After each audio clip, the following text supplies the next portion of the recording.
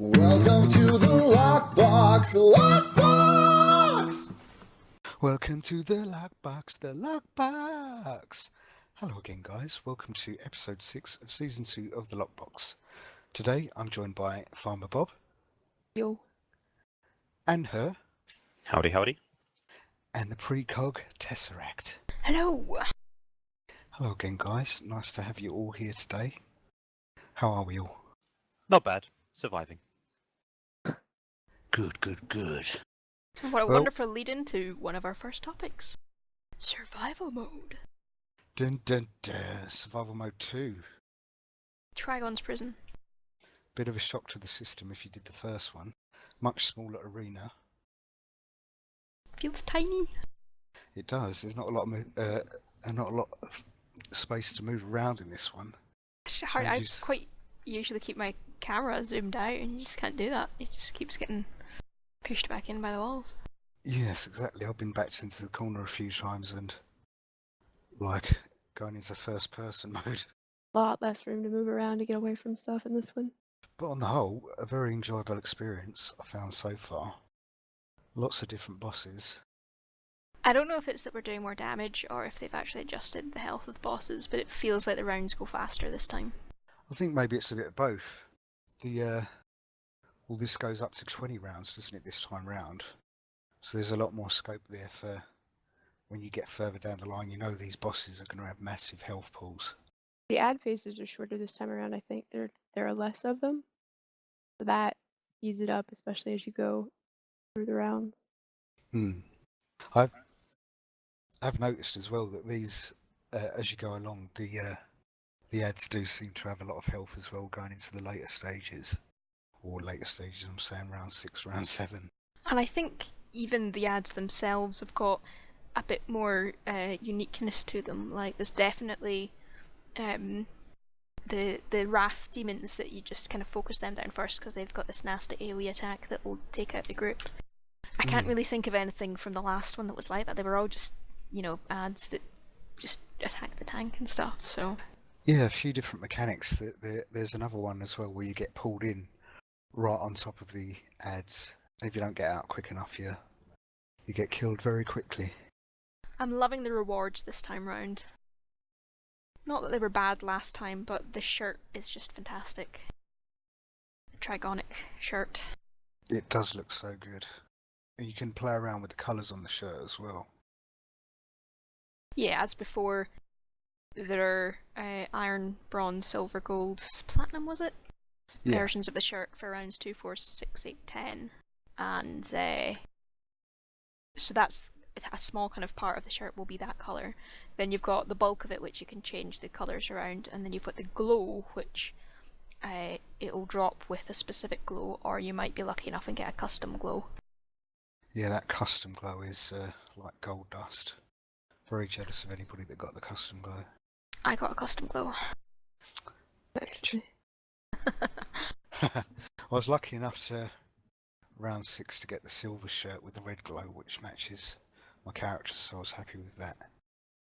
Well, what about the base item drops as well?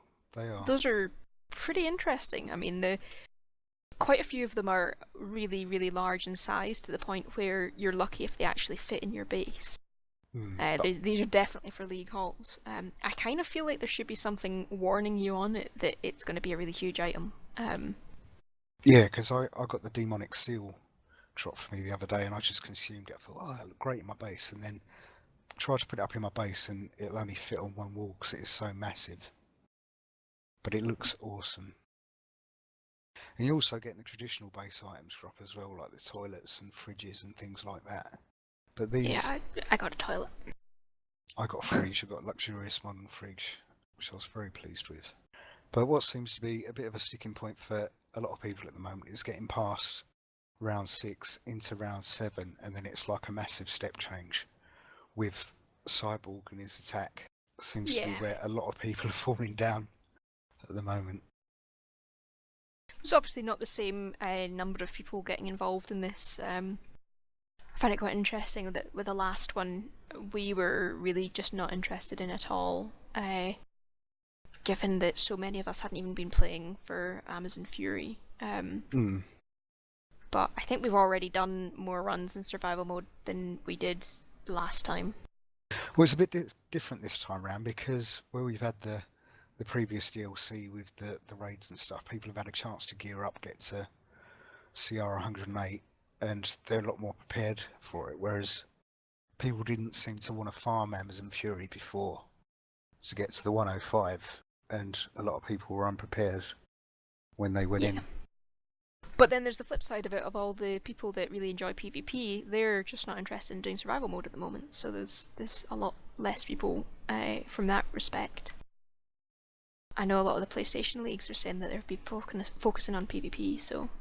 But it would be interesting to start seeing what's past these rounds, and I'm looking forward to seeing what rewards people would get for rounds past level 10. Because they've said there could be unique rewards past that point, so... They go all the way out and say that they would be like minions, get little trinkets that would spawn the demons. Do we know if we'll be getting chess pieces still past that, or do we not know? They've said chess pieces only for rounds 2, 4, 6, 8, 10. I suppose where do you go after platinum? Yeah. Yeah. So initial thoughts or feelings about it, I really like it.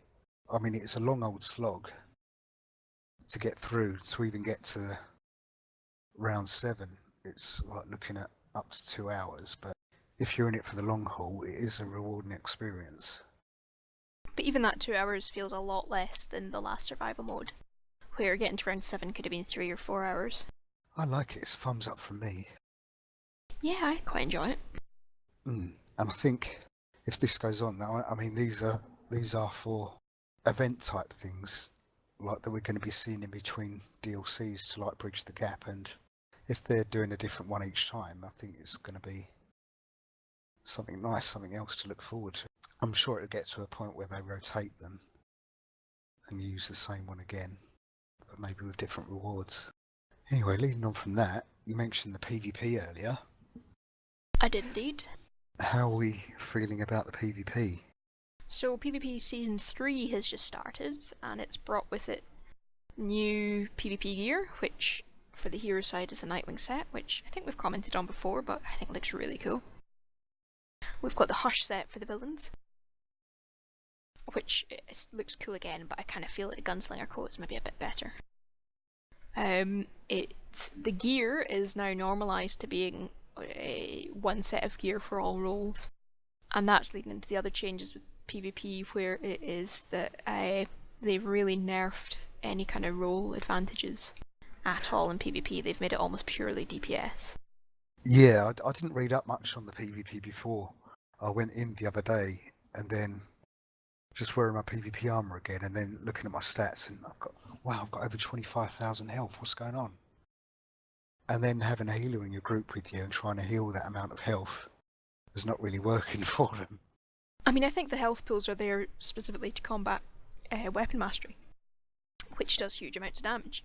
But they've also then nerfed the amount of healing that healers can do from 65% bonus in healer roll to only 25% bonus. And given all of the gear is now the same, it doesn't feel like that 25% is that much of a benefit over just running in DPS roll, really. Yeah, exactly. There seems to be a bit of imbalances between the classes now. It's definitely the DPS season. Weapon mastery still seems to be absolute king. I've been running in PvP without weapon mastery because I can't be bothered respecking my PvP armory just now. And Quantum as well does not yet have an advanced mechanic, so I kind of feel like I do no DPS at all, which is fine because I've been doing rescue matches, which, and just to briefly touch on this, they've actually added Safe House rescue matches back into the rotation so we can get our feet in that, which is cool. But yeah, it's a really, really bad idea to go anywhere near PvP without weapon mastery. One of the things that kind of bugs me is that the counter damage pales in comparison. Like, it doesn't seem like there's a huge amount of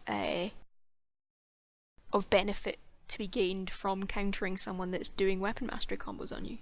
If they manage to pull it off, they'll take out huge chunks of your health. If you manage to counter them, well, not much is really going to happen. No. There's a lot of talk about the immunities being a bit wonky at the moment, especially if you're in an arena and somebody's running with a tank and they're giving immunity. You can basically have immunity the entire fight, so you can't even counter them. Forgive my ignorance because I haven't been on the test server, but was this something that was brought up on there at the time? There were so many things put at test server at once that I think PvP quickly took a backseat because not as many people were interested in testing that. And what we did test was like debuffs and such. So this didn't really come out until we got onto live server, and it's become a pretty big issue that people are talking about. I'm sure it must be difficult to get a group together on test server unless you've got like people that you can speak to and arrange something, because people are going to want to test other stuff out. It's no point. It's going to be boring queuing for PvP if you know it's not going to pop. Yeah, I get the impression that a lot of the people that they get running stuff for them on test server, they're doing it for a first chance to see content. You know, they're doing it so that they can see what the content's like and be able to say that, oh, I've done that already type thing, so that they get a leg up on people when it goes live. The PvP is a lot less like that because there's no new content, it's just a new way of playing. So they're obviously, A, PvP is kind of smaller faction anyway, but B, they're just going to have far less people interested in spending time on test server doing that when they're not getting as much out of it. Did spend a weekend day with the TSI folks. We scrimmaged some arenas, but our focus is more with the RPS system being gone, how are roles going to be utilized? Are they going to be worthwhile? Are the debuffs for controllers working, all three as intended? What's viable as far as setups? I personally, during those matches, didn't notice the immunity problems that we're now seeing on live. So I don't know if it was just something changed in the builds or if I just wasn't focused on it at that point. Is this sort of imbalance something that's being addressed on the forums at the moment? I can imagine a lot of people would have brought this up. Do you see this as something that might get hot fixed or? I get the impression this is going to be one of the trickier things for them to fix. It's not something that they'll be able to just put something out really quickly to address it. I think if there is problems going on, it will be, you know, going deep into the coding and the setup for the game to try and figure out why it's not working as it's meant to. I think going back to what we were saying about the new PvP armor, the styles for that, I think they've really outdone themselves this time, especially for myself being a Nightwing fan and seeing that Nightwing armor, the style of it looks so good. It's a big incentive, I think, for me to. Not only that, but the Eskrima stick style, which previously the only way to get it was as a quest reward from the Bane level 9 quest, and if you didn't take the dual wield style from there was no way to get the Eskrima stick style. So now they've added that in as the dual wield style on the PvP weapon. What I liked about the chest piece, it looked like it was modular. It looked like it was plated, like there was different components to it that made up the whole, rather than just being a flat style. Yeah, it reminded me a bit of the Nolan Batman suit. Yeah, it looks so good though. Definitely incentive for me to do a bit more PvP, get off my lazy arse and get some stuff done. Okay, then leading on from the PvP stuff, I believe, Rob, you've got some stuff to bring up from the forums that you've been looking at. Yes, during my days at work, I got on the forums. A few threads came up that I thought might be cool to talk about. The first one was instigated by a guy called High Troller. His topic title is skills and low SP versus no skills and high SP. Prime example, and he talks about how he went into content with a guy with really high skill points and he just couldn't carry his own weight. And this topic keeps coming up a lot, and people think it's somehow evidence that high skill points doesn't equate to skill. And while there are instances where they're right, you know, having high skill points doesn't necessarily mean skill. Do you think that the community at large will generally assume that the higher number of skill points you have, the better experienced you are in the game and therefore better able to perform? I think there's definitely something to that in terms of community expectations.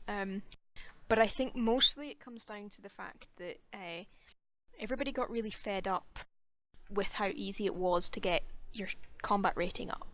So I think people have been looking for another nice, easy in-game number that they can use to weed out any weak players from potentially ruining their runs. And I think skill points they've found being slightly more helpful than combat rating in terms of determining what players are actually experienced at playing the game. And experience doesn't actually mean skillful, but it does mean they're more likely to know what, for instance, power over time is. I think in a way as well, with skill points, it's also indicative of how much time you're putting into the game and how dedicated you are to it, which I think counts for a lot. But like you were saying, high skill points doesn't necessarily guarantee that you are a skillful player or know how to play your role as well as somebody else might do. I think skill does count for a lot. There are some really talented players in this game that know the absolute ins and outs of everything, and I think those guys, I mean, from my own perspective as a DPS myself, there are guys that can easily out DPS me with lower skill points because they're masters of clipping and using consumables to clip and stuff like that, which is something that I don't really go into. And I think there are a lot of situations. I mean, going back to Paradox and with lockdown and stuff, you can see when a player's good, that they're on the ball. They know when to throw a supercharge. They know when to go and pick someone up. They know where to be, where not to be at a certain point in the game. And that does count for a lot, being on the ball. I mean, skill points does help, don't get me wrong, but I don't think it's necessarily indicative of how skillful you are as a player. How many skill points do you have, Flame? I'm at 175 now. That's pretty good. Yeah, but if a player is good as you say they are, then I mean, it's fair to say that skill points today are more valuable than they ever were because of weapon mastery, and you've got the additional trees, right? Yeah.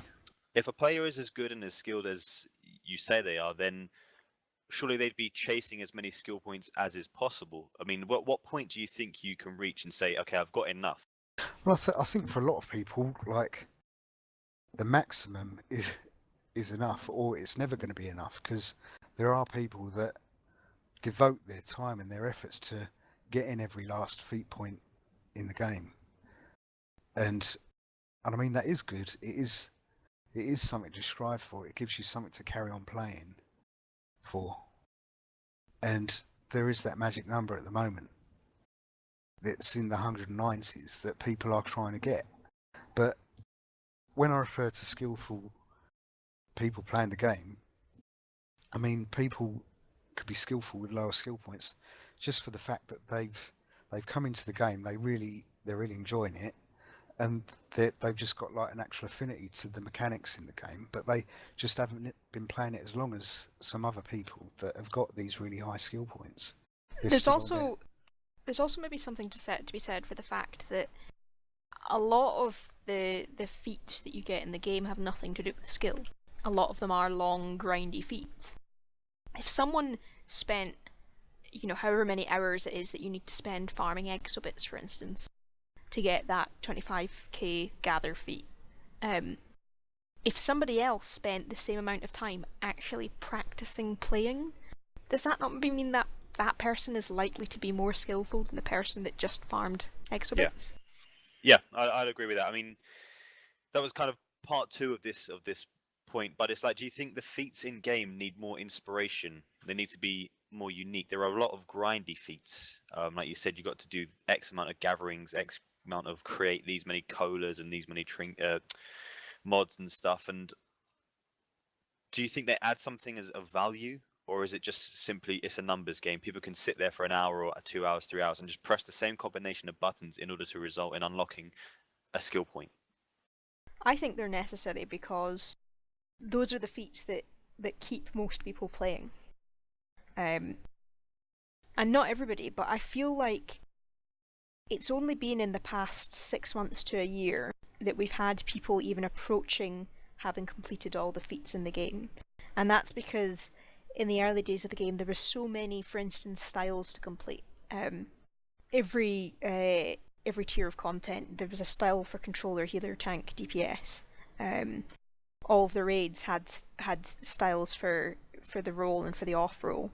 There was multiple sets of gear for the different tiers. For instance, tier 3 had the roll sets, tier 4 had the 4 different sets that you could buy.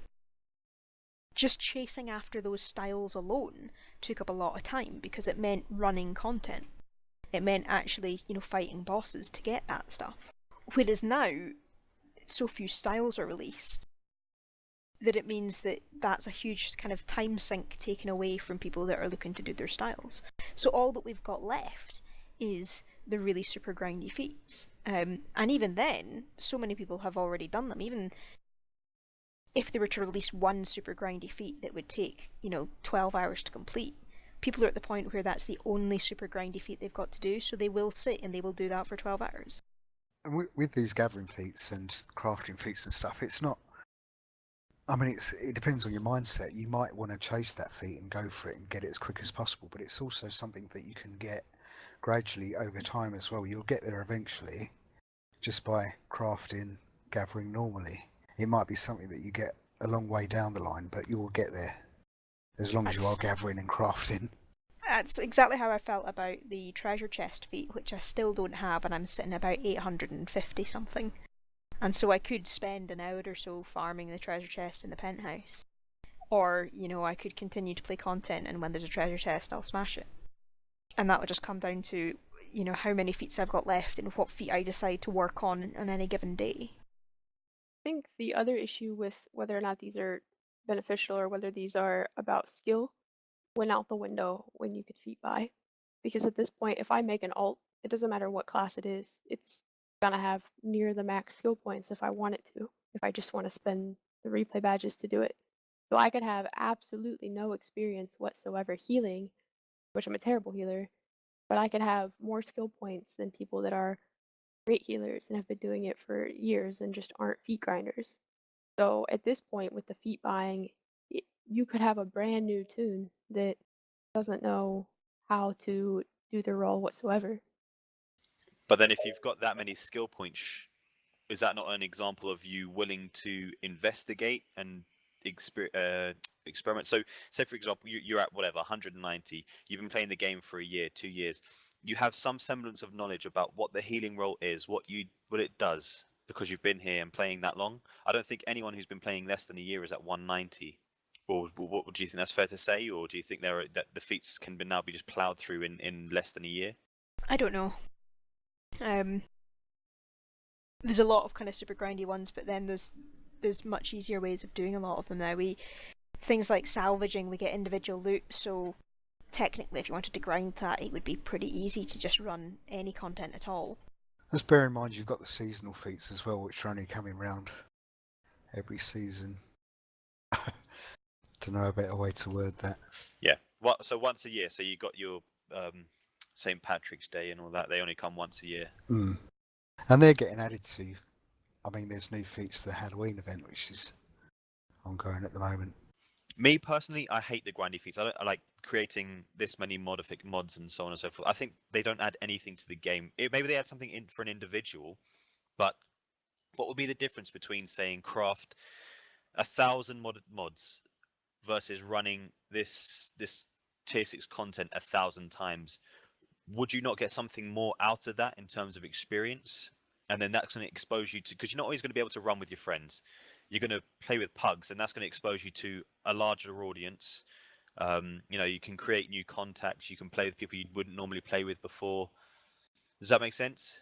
Yeah, I think it depends what type of player you are, though. I mean, some people play the game literally for PvE. Some people play it literally for PvP.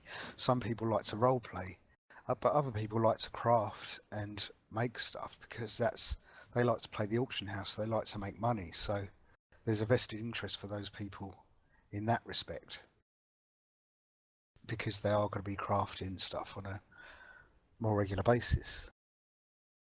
I guess the only issue with that is that there's no progression in crafting. It's not that, you know, you've got skills that you level up and you can then spend your skill points on being better at crafting. It's you get skill points from crafting for... It's not a progression thing. You can then spend those skill points on PvE or PvP type progression. Or you can just spend all your money that you've made from crafting stuff and pimp your base out. So Yeah, it's like but a then palace. why would you need skill points for it? No, I know what you're saying. Because the thing is, I get what you're saying. There are people with different interests, but it's not like people have actually, you know, they may have done. Sorry, I take that back. They may have done, but there are people who sit there and craft the same basic mod, socket the same basic gear, then salvage it, repeat the process, and just sit there. So they're not actually selling anything, providing the community anything. All it is just to chase the end goal. Yeah. And so surely that in itself is self-defeating. If it's not adding something to the game, then there's no point in having it there, if that makes sense. I understand what you're saying. They're doing it for the sake of getting that skill point. Or for getting that feat, I should say. Yeah. Yeah. I mean, yeah, like you said, far be it for us to judge what people want to do. If they really want to, if people don't PvP and they want to get their skill points elsewhere, i.e. making the modifications and then socketing a gear, salvage it and repeat the process, fair play. I just think there could be a bit more inspiration. The latest line of feats we had with Halls of Power, I think were some of the best feats the game has had in a long time. It was definitely an improvement as a DLC to have much more interesting feats to achieve. Yeah, I mean, there's one or two that are just pure a numbers game. So the accidental perfection, where you just have to randomly select some artifacts in order to unlock the feat. You know, there isn't anything involved in that. It's just pure chance, and that's okay. I don't mind that as long as it's a one-off. And you got the farm 20 wardens. That's fine. But the rest of them were really cool, and there was something you had to work as a team to do. Exactly, that feat for the different combinations of Jalen Mantis and Calibac. I mean, you've got the 3 different phases that you can go into at the end of lockdown with the fire, the ice, and the lasers, and that's something that you need to work on as a team. Really, that is a really good feat to work towards, because it's making you have to do these different phases, not just the easy one each time. They sort of scale in difficulty from ice to fire to lasers, and if you want to get that feat, you are going to have to bite the bullet and do the hardest phase of that feat eventually. I definitely feel that there's been a bit more thought put into these feats than in some of the DLCs in the past. Okay, I think we've pretty much covered that. The second topic on the official forums I picked out, it's a guy called PhoenixTanker. Sorry, I assumed it's a guy, but topic title, Returning to DCUO, Just My Thoughts. And he asked, several questions. He made several observations and statements, and it got me thinking about the game itself, how we are this far on from the beginning. Is the game new player friendly? Because for us, we've been playing pretty much since the start. So even if we create a new character, we will never experience the game as a new player again. We know exactly what to do, where to go, how to go about things. Do you think the game is new player friendly? I find it difficult to answer that because we are so used to it. I think they've made definite attempts to improve the new player experience, things like streamlining the leveling process, which I still don't actually like. Whenever I go back and play on low level characters, I don't like being forced into doing stuff. But it probably is much easier for new players. But also making the tiers easier to progress through, while still forcing people to actually level their gear instead of just getting walked into high-end stuff and then buying the gear that they need. I saw something else that... Sorry, Yes, I saw something else that touched on this actually. That a lot of people were saying that like creating a new character coming into the game as a new person. I mean, the leveling process is fairly easy, but is there anything in that leveling process that's actually showing you, explaining to you how to play whatever role you choose to Exactly. play? Yeah.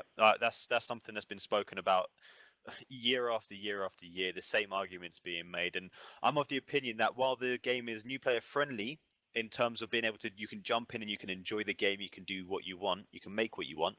It does nothing to teach a player about the mechanics of which this game employs. If I make a damage, go into the damage roll, quantum, I have no idea, unless I played another game before, what heal over time is. I have no idea about what kind of range a player can be in order to be affected by other players' abilities. If I go and make a fire character, I have no idea what power over time is or how I replenish the blue bar. And there is a long ways to go for the game to educate the player base in that capacity. I actually think the leveling process has been maybe made too easy. So I understand that some people said they were frustrated having 20 missions in their journal and they were overwhelmed and didn't know what to do. So I have no problem whatsoever with kind of streamlining that. But so I made a rage tune to level to kind of get at Maps' level where he's running on USPC now. And the leveling process, I'm in the 20s and I just got my level 15 mentor mission. So I'm steamrolling everything because you level so quickly, but everything's so far below you. And I think maybe it kind of adds into that idea of I'm supposed to be able to steamroll through things. But then you get into an alert and I'm using a level 15 weapon and I'm in a level 23 alert because that's all I have. And so I'm still killing things quicker than I should be with undergeared things.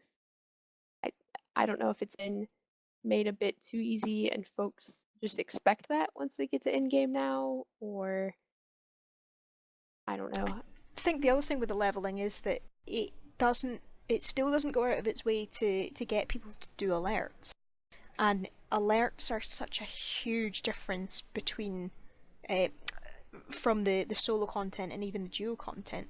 Just with things like the enemies no longer dropping the kind of the power orbs. There's also the fact that it doesn't really hold people's hands and show them, that you really should be in roles for this. I mean, the alerts, the duos not so much, but the alerts specifically are the first sort of instances where you're working as a group, where you're really needing to play your role. It's where you're going to be cutting your teeth before you get into a raid scenario. And like we was just saying before, there's not really anything that's showing you how to play that role. So if you are like a solo player, you're not a member of the league, you're going into this situation with other players who are expecting you to either heal or control or tank, and you don't necessarily know what you're doing. And that can be quite daunting, especially if you've got a team of people shouting at you, why are you not picking up the aggro? Why are you not giving me power? Why are you not throwing heals and stuff? And that can be really off-putting. I know that from experience when I first started playing the game. But it definitely then does have that knock-on effect of people, because the leveling and the gearing process has been streamlined and made easier. I ran an alert last night. I ran Intergang Crime Wave on my tank, and there was a controller in the group who knew what power over time was and didn't seem to have any inclination as to pressing the instant power button.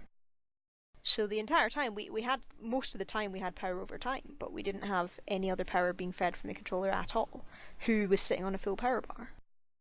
And it's just makes everything much harder. But there's absolutely nothing in the game that actually that helps them to understand that this is kind of part of the role. Do you think it's a responsibility of, if these players aren't in a league, for example, if they don't have that sort of dynamic, they haven't got people to take experience from, do you think it is the responsibility of other players to help them out to just like take 5 minutes out of their time and help them, or even bring them into the league. I think it's the responsibility of the game to teach the players how the game works. And I think if you're in a group with someone who doesn't know how it works, then yeah, there's a responsibility for you to help them there, but it shouldn't come to that point. If someone says in a shout or in a channel that they need help, they've got a question, then a player should definitely jump in and give the assistance. But there is no way that any player can reach the entire community in the same way that the game can through the leveling process in order to teach these fundamentals. Yeah, exactly. And you just don't have the time either. I could speak to one player for an hour, but then what about the other players who are having struggle learning and so on? And there are players out there that do want to know when they play a new game. They'll look up websites, they'll look up guides, they'll chat about it with other people in game. But a lot of people just it doesn't even occur to them to do that, and so they don't even know how much they don't know. If nothing else to go on that, we'll move on to the next one, which I wanted to bring up because it's quite relevant for people in our position who've been playing the game for so long now. And so this was created by iamlightning. And the topic title was "So I only log in on Thursdays and now." And essentially the topic's about his activity, his playtime, what he can do and what he can't do, what the game isn't offering to long-term players. And I thought that kind of struck a chord, at least with me personally. I know you guys as well are in the same boat, that when you're new, you've got lots to do, but once you reach that end point, there isn't much for us to do. So would it be fair to say your game activity for DCUO has decreased? I mean, when new DLC comes out, it obviously jumps up, but over the long term, you've gradually declined somewhat. I think that's been true for me, not to the same extent as some other people, but definitely this is the first year that I ever took any significant time away from the game. And it wasn't I didn't decide to take a break. There was just absolutely no reason for me to log in.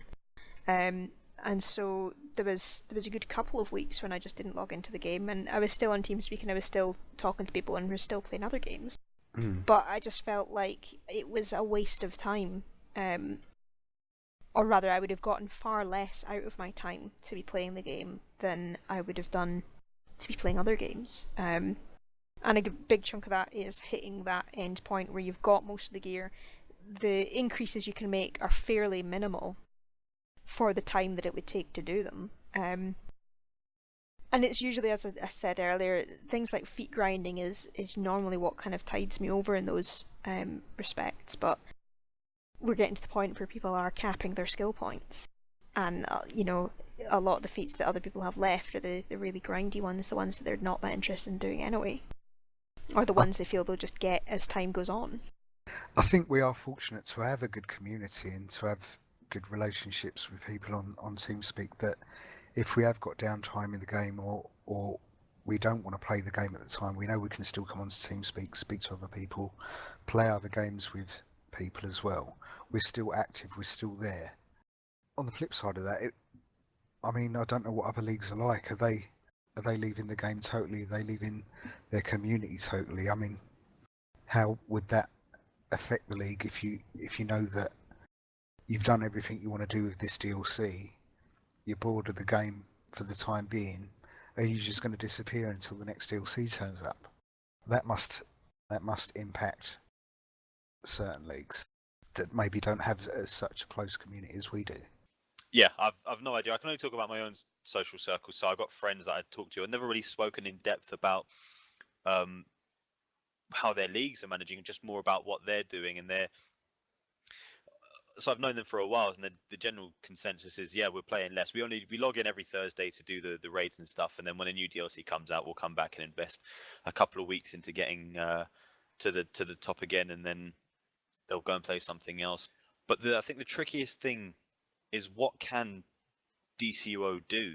I mean, is it inevitable for every game that you'll reach a point where you're on the curve and there is nothing else you can do?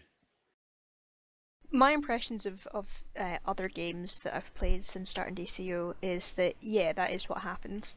You get new players joining and they'll play until the point at which they feel that they're kind of capping out in terms of how much time they're putting in and how much they're getting out of it, and then they'll leave and they'll come back when there's new content. And it's managing that is, I think, the key to any MMO, or any kind of gear progression based MMO, that getting these people to come back by releasing the DLCs, the new content, it's the big thing. And I think stuff like survival mode, I mean, I think my interest was possibly beginning to wane a little, and then the new update came out, and the PvP would have probably got me logging in a little bit, but the actual survival mode thing, that's like new challenging PvE content, it's not taken the time investment that the last one took. It's definitely something that's got me a little bit interested again. So this month, kind of leading up to the next DLC coming out, I imagine that wouldn't have been one where I would have spent much time in game, but certainly for the next week or so, I think I've got plenty to do. Yeah, not only that, with survival mode, it's not something that you can just plough through, complete it, and then it's done. It's a progressive thing. It's keeping people playing, the people that are interested in progressing in that. It's going to take you a long time to get to that magical level 20, if anybody ever does or is able to. It's something that's there. It's something that you can work towards. Because the difficulty of it is that great. It's not something that you can just plough through and then it's done. I think this is something the developers have recognised as well, just mentioning obviously survival mode, but also the seasonal content as well. That's all coming under this events tab, and I know at SOE Live the developers said that they're really looking to populate that a lot more than they have in the past. They're looking to have something in that tab, ideally all the time, and have a rotating event, and whether that's seasonal or survival mode or other kind of event. The Legends PvE event, I think, was going to be going in that tab as well. I think that'll help to keep people at least logging in, even if they're not playing as much as they would during kind of the high times. So long as they're logging in, they are at least playing the game. I would say doing the event stuff is definitely a step in the right direction, especially for the upper tier folks. Like the lower tier folks have so many things to do in game, and you hear the people that are like, what am I supposed to do? It's the CR108 people that have run the new content and have burnt themselves out, and they're like, well, now what do I do until the next DLC? I think filling out the events tab and trying to get something in there that's always doable for folks that's not necessarily tied to the latest DLC is a great idea. How much of the issue is related to players? So we can plow through content, we can buy replay badges, as many as you want, you can do as much content as you want, you can reach the top CR. Is that the game's fault, or is that the player's fault? Is it a combination of both? I think you just hit the nail on the head with replay badges. I think being able to tell how long your player base is going to be involved with new raids is a huge part of planning content for MMOs. I don't know any other game like DLC, like DC, that offers replay badges on the kind of top end content. I know most games, they plot out, okay, if people are running it this many weeks and they're getting this much loot and they're likely to take this long to actually complete it. I know DC does do those calculations because they have to, because some people don't use replay badges, but the effect that the unlimited use of replay badges had on the game was just kind of revolutionary. I know that the sale of them is probably what keeps the game afloat, but I've always found that they were a really good idea that was badly implemented. I've always found that they should have been limited in some capacity. But why would they be limited? So is it not our response? Look, this is what you can do. It's a free market. The choice is in your hands. If you don't want to use replay badges, you do not have to use replay badges, provided that the player then doesn't go and complain and say there isn't enough content. So if it takes 4 weeks 8 weeks or whatever for a person to reach the full set of best gear, and they do it within inside of a day. Why is it DCUO's fault that the player has taken it upon themselves to, let's say, manipulate the system in order to best in a day? I'm I not wouldn't saying say it's their fault, but the fact that the option's there. So if I couldn't replay it and get loot, I would probably be less likely to farm it early on. And I'd be more likely to spread that out over the 3 months that the DLC's the newest content. But aside from that, I mean, the players that you're kind of looking at it from a blame perspective, there's players that would quite happily come in, get their gear, and then not have to log in. They're not blaming DC for not having any content. They're just saying, well, I've got my content, I'm now going to go play a different game. But how much of it as well, like going on to these people that are spending the replay badges, burning through the content over and over again until they reach their CR cap, other people that aren't doing that, are they scared that they're going to get left behind, or they're not going to get asked to a group because their CR is a bit lower? I think there's also that aspect of it as well. It's like keeping up with the Joneses. And particularly when they release things like survival mode, where you do want to have all of the best gear. And if you hadn't replayed this content, would you still have the gear that you've got now? I know that there's some raid drop bits of gear that I've gotten on reruns where I've reset content. You might have had enough to buy the full set, but I mean, the way they do the gear drops now, it's highly likely that if you use replay badges, you will have better gear right now than if you don't use replay badges. And that stands you in a better stead for doing things like survival modes. So yeah, there is... players have no one but themselves to blame when they burn themselves out on content. But at the same time, it's game design that lets people use replay badges as much as possible, and it's people using replay badges as much as possible which makes them then leave when they have nothing to do for months. Whoever's fault that is possible, and so people do it, and so it means that there are times when people just aren't playing the game. So what we're talking about, this relates to actual playtime, but if you couldn't use replay badges, do you think you'd still be playing the same amount or more? So if you couldn't reset raids, would you then be playing more as a consequence of that? You would be playing differently.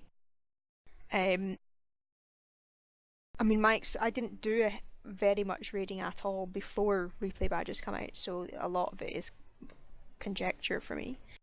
But I do remember that we did even then used to rerun raids for people that didn't get it on static night, for people that didn't have a static.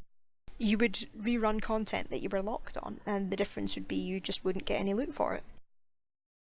So yeah, when replay badges come out, there is definitely an attitude of let's farm this as much as possible, and that wouldn't be there. But you'd be more likely to be logging in on different days.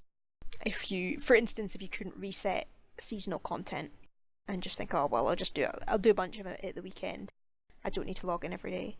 Well, if you didn't have replay badges, you would need to log in every day. And as I say, I've never thought that replay badges were a bad idea. I just felt that the unlimited use of them on current tier content, which lets people burn through gear sets in a day if they like, is a bad idea. I think by all means let people reset, one raid a week or one raid a month or whatever, but I've never found that being able to reset content repeatedly was going to be good for the longevity of having players actually playing the game. I think what DC have also done, which is maybe clever, maybe a bit sneaky, is the carrot on the stick of having the neck of OP or the rings of OP that we saw before. If you're not using replay badges and then you're going into a tier 6 raid, into lockdown, there's always that chance that you could have got the neck of OP if you'd have unlocked it. And it's sort of like, shall I unlock it? I've run it a few times this week. Shall I unlock it just in case? You definitely don't want to not unlock it if that was going to be the one that you actually got it on. Yeah, if you didn't have something like that in the raid, I think you'd be less inclined to unlock it unless you wanted a specific piece of gear, the raid gear that drops. But I mean, having that there as well is also making people farm a bit more than they might have been inclined to in the past. Having a chance of getting this uber gear that is going to make a difference to your stats. And I reckon this is something that we'll see on an ongoing basis now. We had it with the rings, got it with the neck now. I'm sure we're going to see other bits of gear of omnipotence, pants, chest, gloves in the future. Yes, that's the end of the topics that I saw through the previous week. We'll put the links in the description below. Be great to hear your thoughts as well and getting involved in those discussions. Well, I think we should say a big thank you to High Troller, PhoenixTanker and iamlightning for giving us some food for thought in this week's Lockbox. I'd also like to say thank you to Tesseract, Farmer Bob and Anna for joining me again this week. Thank you. Thank you very much. Thanks. We hope you enjoy the show. I hope you'll be back for the next episode. I've been Flame Fury, and this is the end of Lockbox Episode 6, Season 2. Hope to see you all again. Bye-bye. Bye-bye. See ya. Bye.